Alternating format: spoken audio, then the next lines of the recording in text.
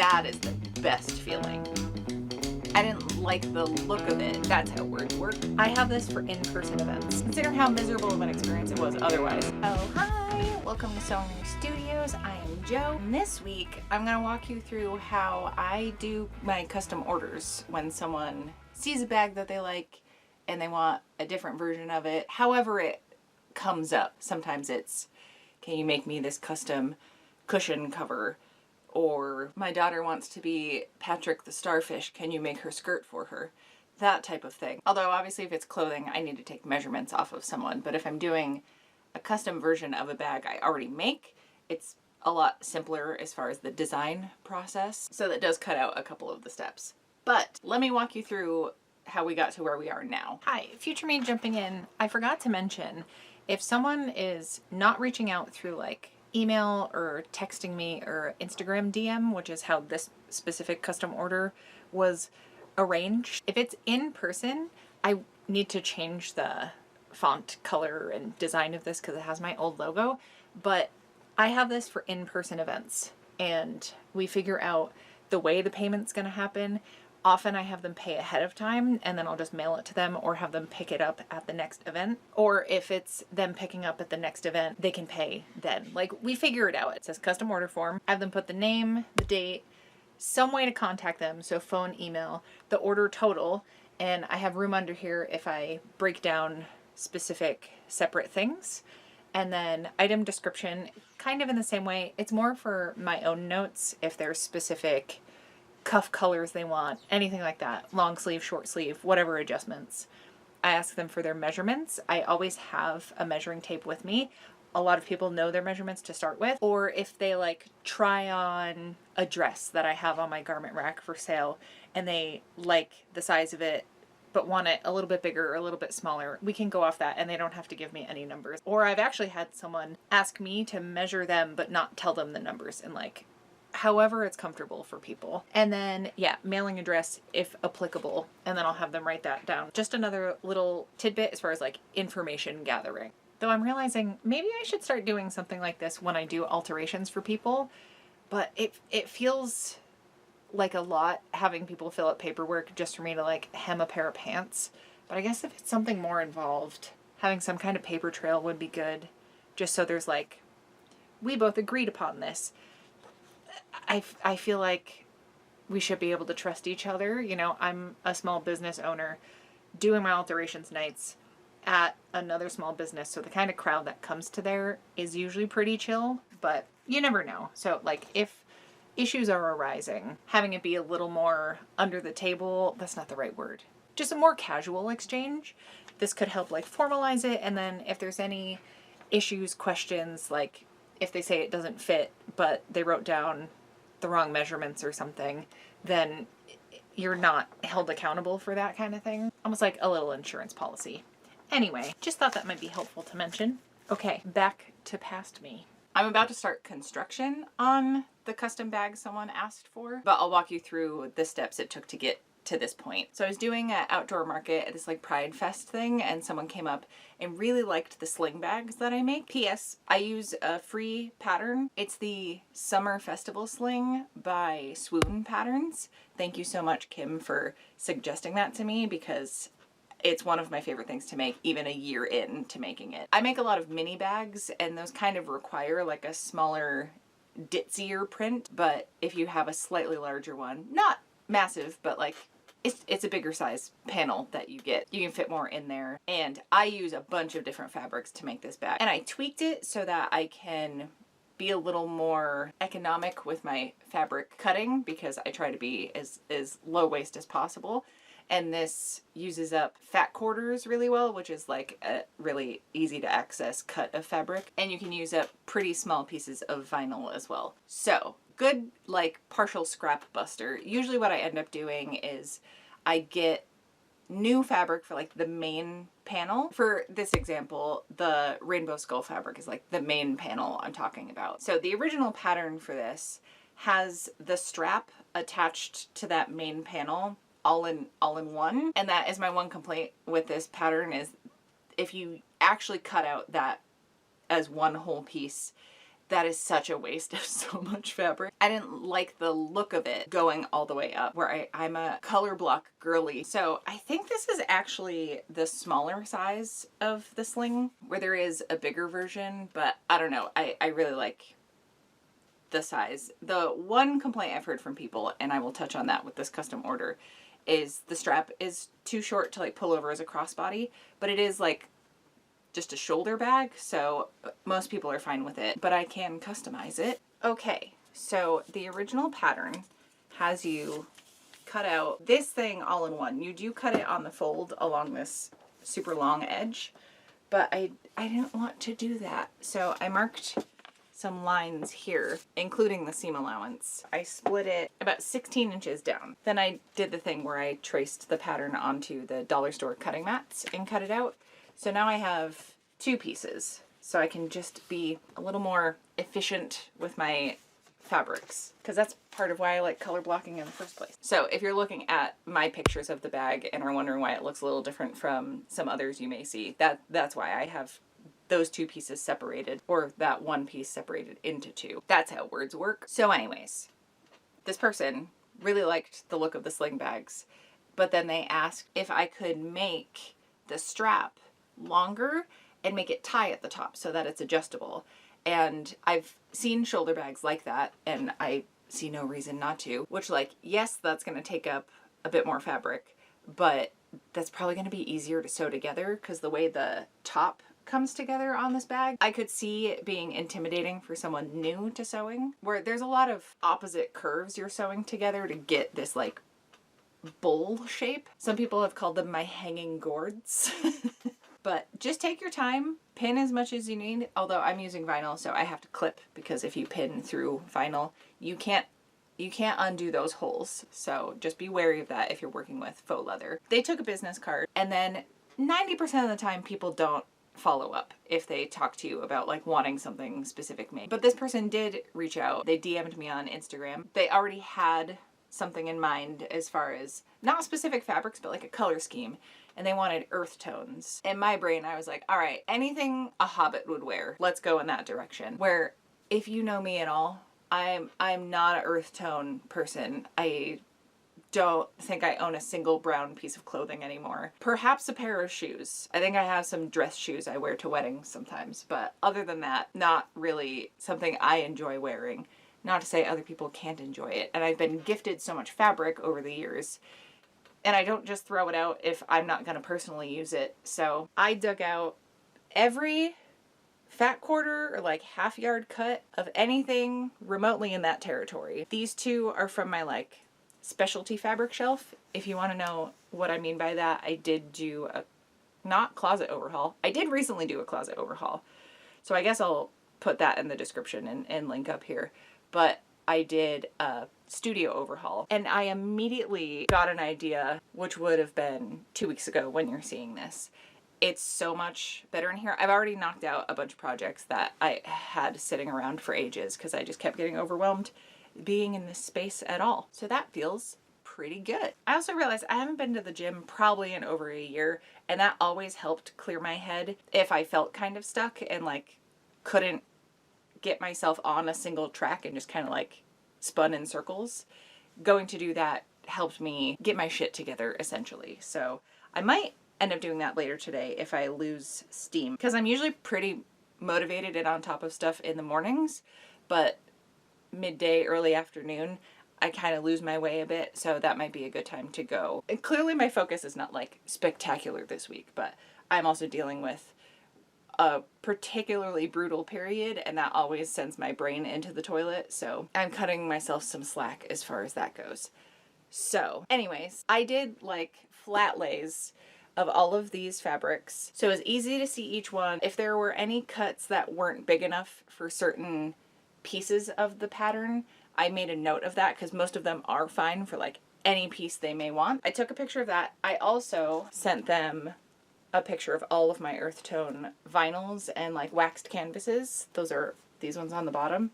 So I have a variety of cuts. There's a whole bunch of options here. Oh, and real quick, speaking of vinyl, I almost teared up a little bit opening this package because It's so nice, and it was such a surprise from Jeanette. I was complaining about the quality of the glitter vinyl I purchased a couple months ago, and just look at this. It's so pretty. It has a really nice backing on it, so it's not so heavy that it'll be hard to work with, but it feels like it'll be really durable. And she sent me Ramona Flowers colors, baby. Once again, another incredibly thoughtful and generous gift. Yeah, and there's so much of each color.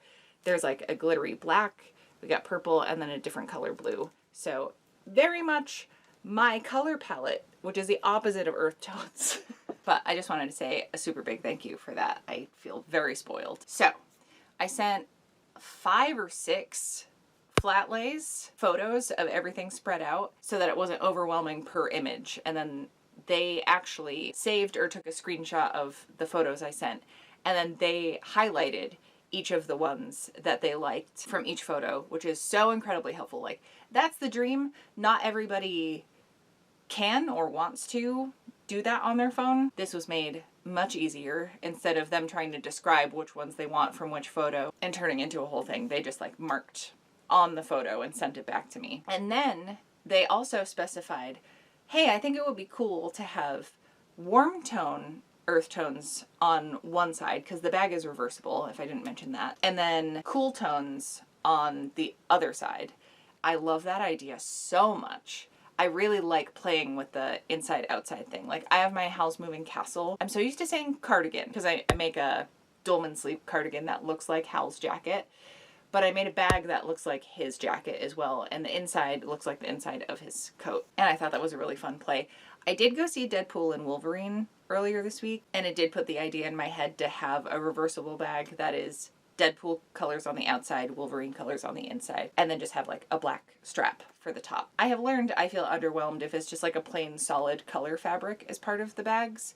So I do want to see what I have as far as like a batik or something that falls in that color palette. So I'm going to play around with it. And then that's that much more subtle of a nod to the characters and not being as direct of a pull. Where like when I had braces when I was in high school, I would get blue and yellow rubber bands on my brackets to represent Wolverine, and it made me very happy. Not every time, because I would get Spider-Man colors as well. I would do black and orange for Halloween, because I think it was like every 6 weeks I'd have to get them changed out, and I don't know, it was a lot of fun to play around with that. Consider how miserable of an experience it was otherwise. That was one way I could add some flair, you know? In addition to marking the fabrics that this person liked from the photos that I sent, they even made swatch cards to clarify what they meant by, these are the ones I want for the cool tone side, and these are the ones I want for the warm tone side. So I think if something's kind of a middle, like neutral tone, does that fall in cool or warm? So them specifying what they meant by that, incredibly helpful. I so appreciate that kind of effort on their end. Like, I want them to be happy with what I make them, and it doesn't matter to me what fabric goes where.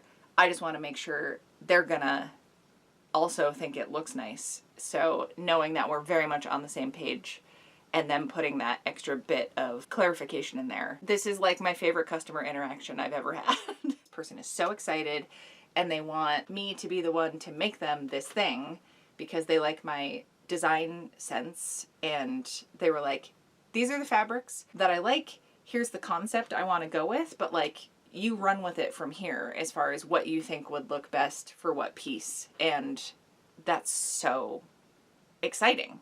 Like, we're collaborating on it, and that's the shit, man. We are at the point where I'm about to pick out all the fabrics. So what I'm going to do is grab the pictures that they sent me, set all the fabrics aside that they selected, brainstorm what I think would look best where, and start cutting out pieces. Even though I've made probably like 75 of these by now, at least 60, if not closer to 75 of these. I've been really bad at keeping track of my sales of them from last year, but obviously that stuff is tracked on like my Etsy shop where I've sold a few of them on there. Most of them have been in person though, and I have my sales records from my Square app, so like it makes it easy. Where I finally made categories and like items for each thing I sold, because I used to just do custom amounts. Like I would just do the math as they handed me stuff that they wanted to buy. So I never had the specific thing they bought recorded in my Square app. So this is a lot better. I also have my like inventory tracking sheet, so I know what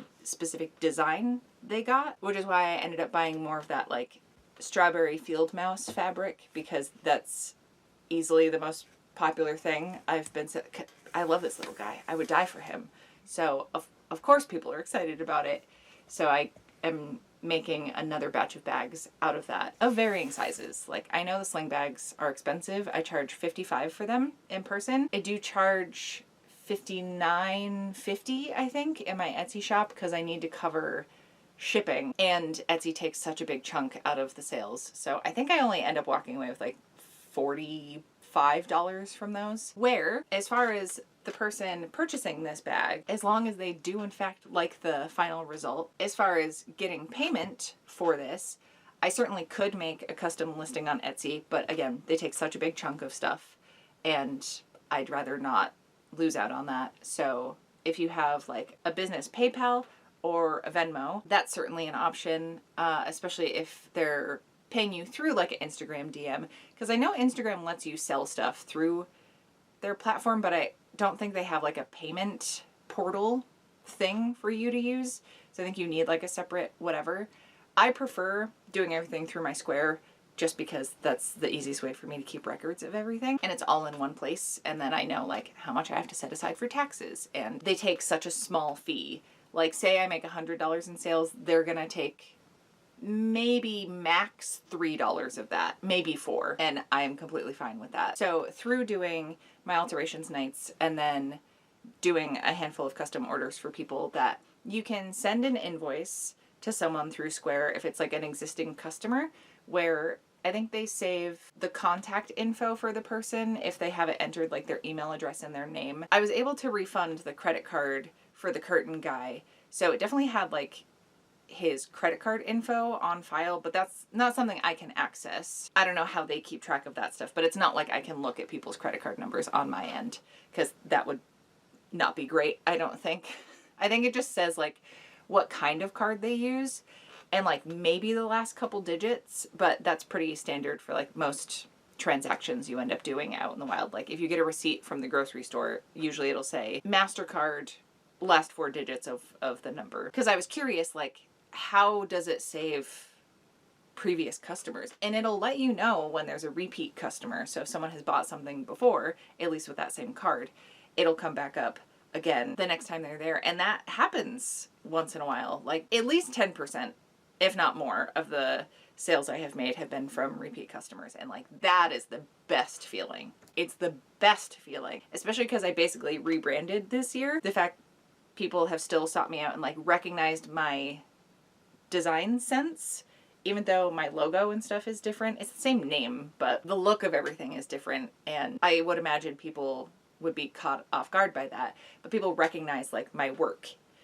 and that feels amazing. So yeah, you can invoice an existing customer. I guess you can set up a new customer in the thing, but I don't know why that felt more annoying. The other option is you can send a payment link. So it's just as easy as sending like a Venmo request to someone, like sending your QR code, and however that ends up working out. I think there's a couple options as far as how you do it. You can send a payment link for a specific item.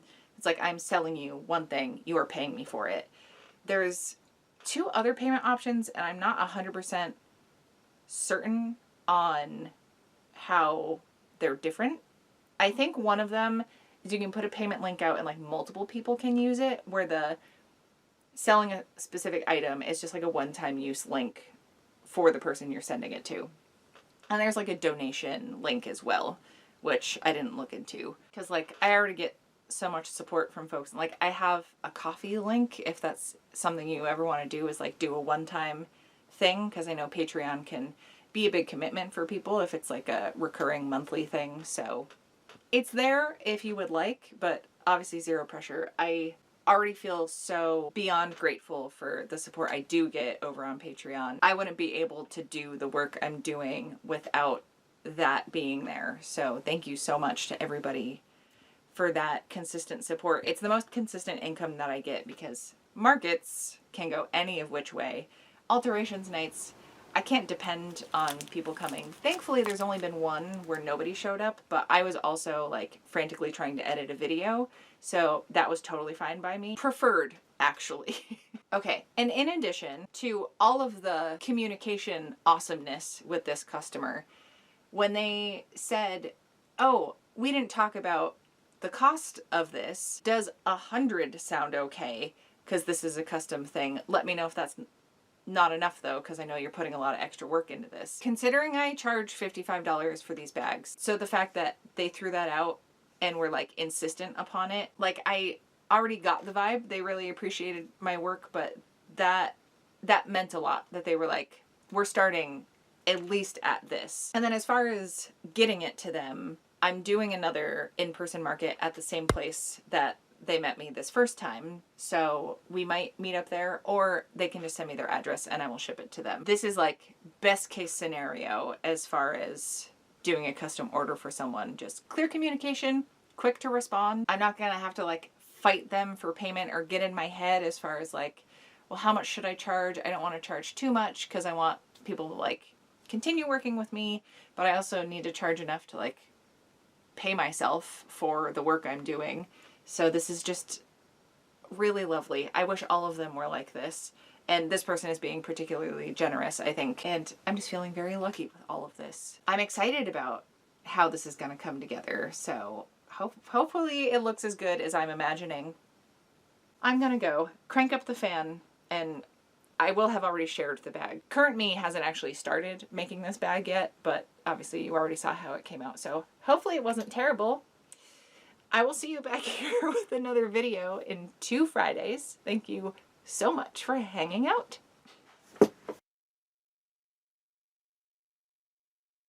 Can you tell I'm trying to convince myself to not bail on going? There's a reason I haven't been in over a year, because there was no hiding it. I don't like being mad at people. I do it a lot, but I don't enjoy it.